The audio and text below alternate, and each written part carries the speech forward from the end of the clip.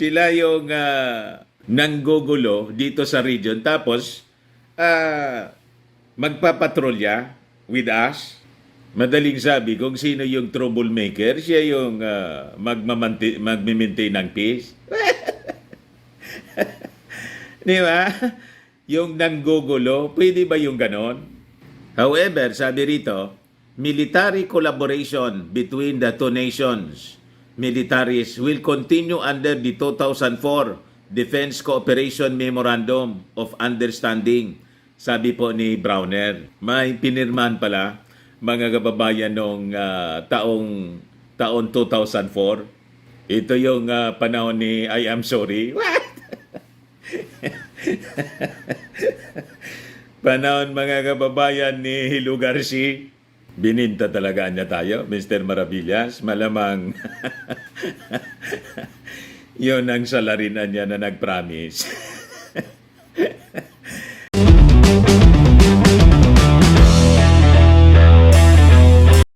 O yung proposal mga kababayan ng embassy ng China na makipag military exercise sa atin, I think sinot na sa basurahan ng ating armed forces. Hindi na yun tuloy yata mga kababayan based sa statement ni General Browner, yung ating armed forces chief of staff. Buti naman niya Mr. Maravillas. Buti na lang talaga. Di ba? But before ko ibigay sa inyo yung kwento, mga kababayan, click subscribe muna dito sa ating YouTube channel and hit the notification bell para lagi po tayong updated sa mga kaganapan dito sa ating bansa. Like and share na rin po ninyo ng ating video. At huwag na rin po ninyo mga kababayan na skip yung ating mga commercial ads para tuloy-tuloy ang pag-unlad ng ating ekonomiya. Di ba? Ito yung official statement na mismo ni General Browner. Yung ating Armed Forces Chief of Staff, sabi rito, Armed Forces PLA, yung People's Liberation Army ng China, PLA Patrol, dead on water. Wala na niya. Patay na niya. Sino ba naman yung papatol doon? Sabi ko nga mga kababayan, that could be a Trojan horse. Di ba? Gusto tayong ibitag ng mga Chinese. Iniisip siguro nila mga kababayan na mahina yung ulo natin. Di ba? Iniisip nila na hindi tayo nag-iisip na madali lang tayo mauto. Siguro yung previous administration nauto ninyo. Pero yung ating Pangulong Bongbong Marcos, yung ating Pangulong Bongbong talagang mataas yung IQ. Di ba? Hindi ninyo maisahan yung ating Pangulong Bongbong. Ito ngayon, yung balita mga kababayan as published by Daily Tribune. The proposed joint maritime patrol between the Armed Forces of the Philippines and the People's Liberation Army in the South China Sea may no longer proceed.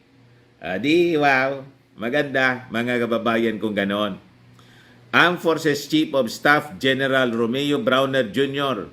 said the government may have gotten called on the idea amid China's continuing hostility toward the country in the West Philippine Sea. Siya nga naman, sinong papatol doon sa proposal ninyo na magipagbalikatan? Di ba? Sabi mga kababayan ni Browner, Beijing's actions in the West Philippine Sea have raised questions over its claimed intention to uphold peace in the Indo-Pacific region. Sila yung bully dito po.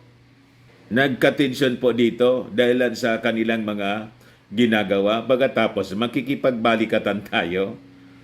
Sinong niloloko ninyo? Di ba? So sabi po niya, with the way they are currently doing things, the possibility of a joint patrol seems quiet, unclear. Paano magpapatrol yung joint patrol na sila mismo yung nambablock. Di ba? Sila yung nanggugulo dito sa region. Tapos, magpapatrolya with us. Madaling sabi, kung sino yung troublemaker, siya yung magme-maintain ng peace. Di ba? Yung nanggugulo, pwede ba yung ganon? However, sabi rito, military collaboration between the two nations militaries will continue under the 2004 Defense Cooperation Memorandum of Understanding. Sabi po ni Browner, may pinirmahan pala mga kababayan noong taon 2004. Ito yung panahon ni I am sorry. What? Panahon mga kababayan ni Hilo Garcia. Bininta talaga niya tayo, Mr. Maravillas. Malamang yun ang salarinan niya na nag-promise. Kaya lang, ayaw umamin. So, sabi rito, the MOU or Memorandum of Understanding had provisions allowing the armed forces to send its officers to China for the additional training, something that does not seem to interest the Philippine government at the moment. Confirm na po, nagsimula pala panahon ni Hilo Garcia, 2004 Si Hilo Garcia po yung Pangulo. You just imagine, kaya pala naging buta, bingi at bulag pala. Bulag, bingi at pipi, mga kababayan, yung gobyerno noon, abang may creeping invasion. Kasi, ayon, may memorandum of understanding pala. At doon din nagsimula sa panahon na yon yung pagpapadala ng mga military trainees, pati mga officials po. So, brininwas na yon na wag anya kayong iimik. Habang kinakamkaman niya namin yung territory ninyo, huwag kayong magrireklamo kasi magbarkada tayo habang sinasaksakan namin sa likod.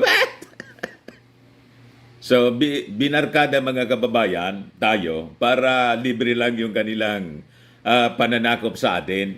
At yung ating mga sundalo, hindi po sila iimik kasi yung mindset nila, tulad na ng mananakop. Diba? Pinag-aral sa Beijing University po at funded ng Chinese government. Paano magre-reklamo yun habang kinakamkam yung ating territory?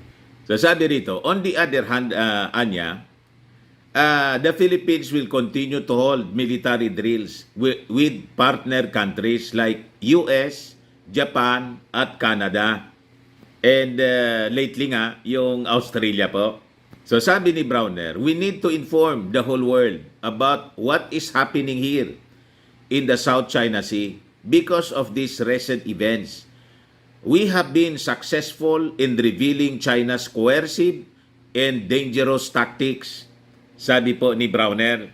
Previously, Browner disclosed that China's ambassador to the Philippines, Wang Xilian, had offered to have joint patrols with the Philippines in the South China Sea, which overlaps the West Philippine Sea. Talagang harap-harapan na pangluloko. May creeping invasion sila. Pagkatapos, makikipag-joint patrol. Harap-harapan po na panluloko sa atin. O ngayon, buti naman ganon yung naging desisyon ninyo na huwag patulan ang offer na to.